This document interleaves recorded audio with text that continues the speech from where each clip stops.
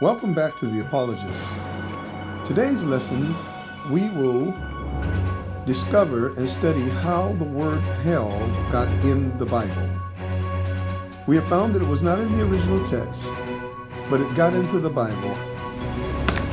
Gehenna passages in the Bible. In this study we focus on the meaning of the word hell, Gehenna, as it was used by Jesus during his ministry as the last great prophet to the Jews that warned them of their coming doom right here on earth. The following is the list of Gehenna passages where Jesus referred to Gehenna judgment of the Jews on earth, not the eternal torment of the wicked and unsaved.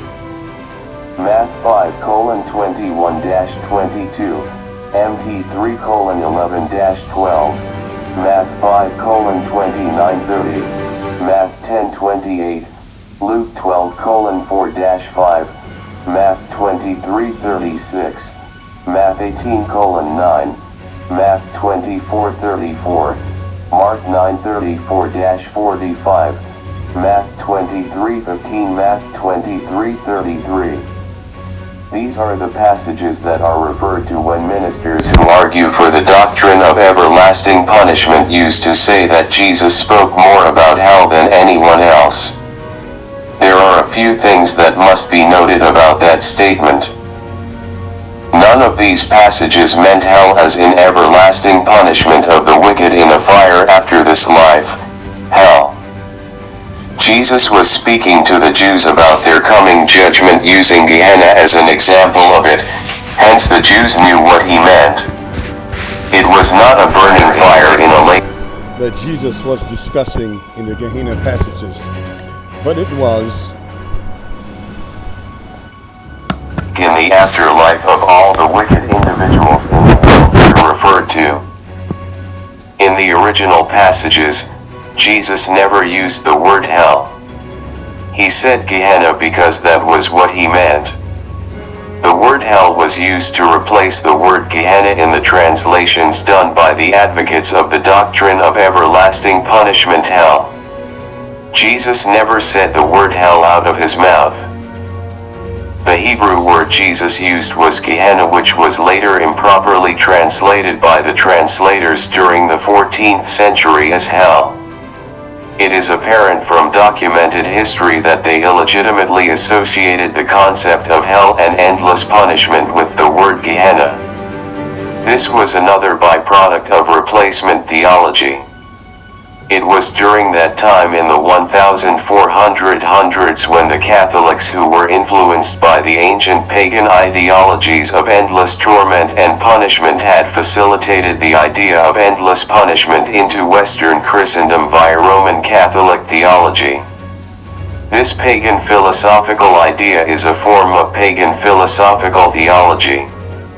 Its roots are in Babylonian, Persian, and Egyptian myths and folklores about pits, dungeons, and burning fires that the dead go to.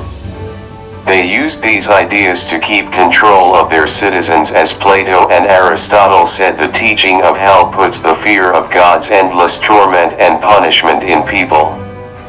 They felt it was necessary to frighten people into submission.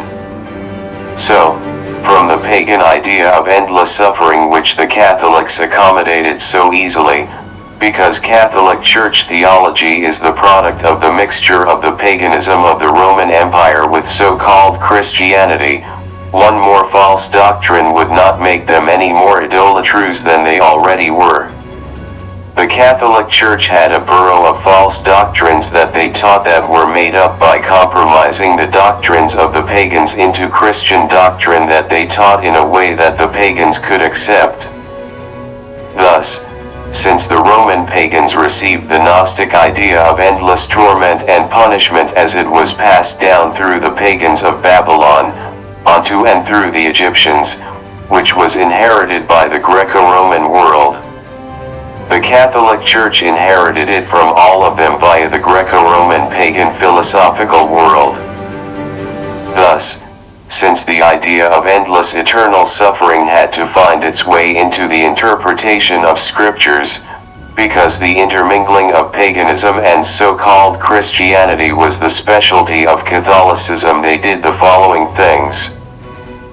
This idea was taught by men like Plato, Tertullian, Augustine, which they got from the paganism of the Egyptians, the Babylonians, the Greeks, and the Romans. This is what is meant when the hell idea is referred to as the Platonic hell idea, or the Augustinian hell idea, or the pagan idea. For it is from these that the idea came from. In the Bible, the word hell was used to replace words Sheol, Hades, and Gehenna, of which neither of them mean a physical burning fire in the afterlife hell theory, or as a result of the judgment of all of the unsaved people in the history of the world.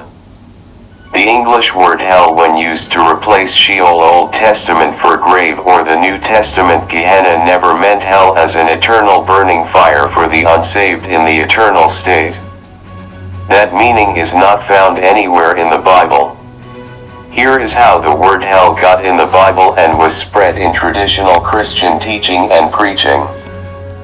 The proponents of the endless suffering dogma hell theory took the Gehenna passages and made them appear to be talking about the hell doctrine, but they were not dealing with hell. Their real messages were from their last prophet Jesus, pertaining to the Jews only. They were not at all referring to the eternal destinies of anyone in the human race to an everlasting hell. This illegitimate replacement is greatly the work of replacement theology.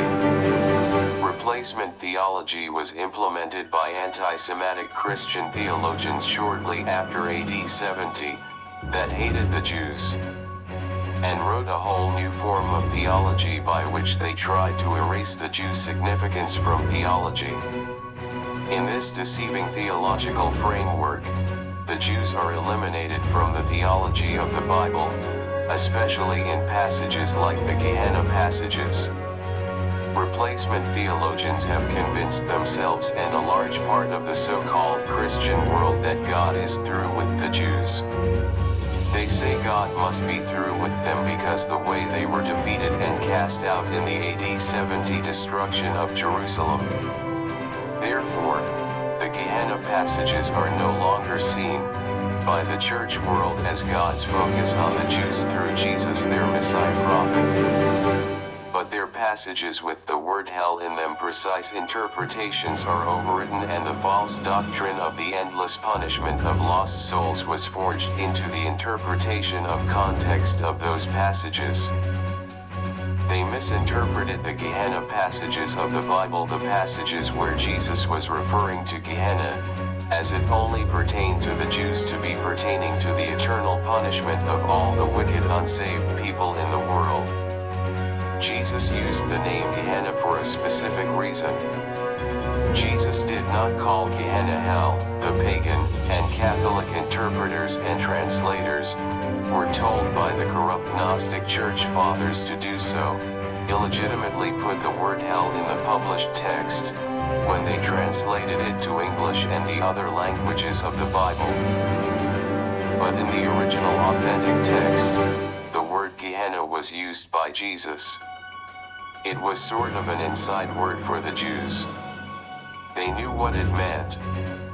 Jesus knew its frame of reference for the Jews.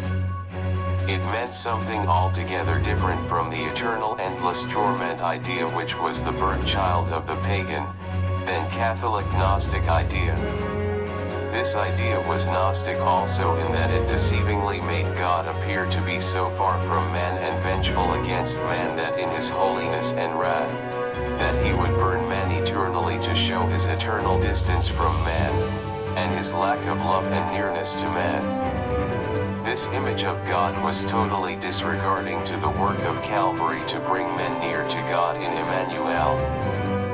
By the Catholics putting the word hell instead of Gehenna in Jesus' speech, it gave a false impression of the word Gehenna by twisting the words of Jesus, so that it would appear that the teaching of Jesus on this was the primary source for that pagan doctrine of demons' eternal burning and suffering.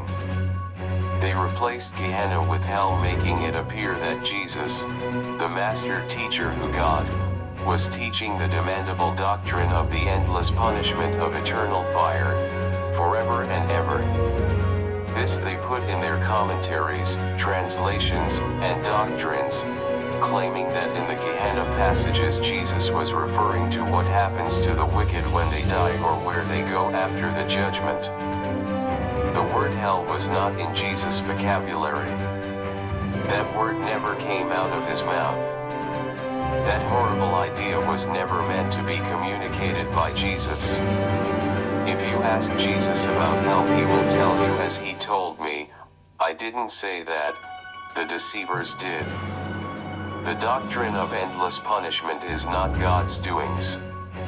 In the Gehenna passages, Jesus did not use the word hell. He used Gehenna, which meant the place of national judgment of Israel, which concept was repeated by all of the Old Testament prophets that warned Israel. We have just studied how the word hell got in the Bible. It was not there in the original text, but it was placed there by the pagan-drenched translators who were under the influence of the Catholic Church that promoted the hell doctrine. Hell got in the Bible by the translators. We just studied this from the book Origins and Sources of the Doctrine of Hell by Lawrence Brown Jr., Ph.D., Dean of Theology at the International Association of Apostolic Apologists Institute of Theology.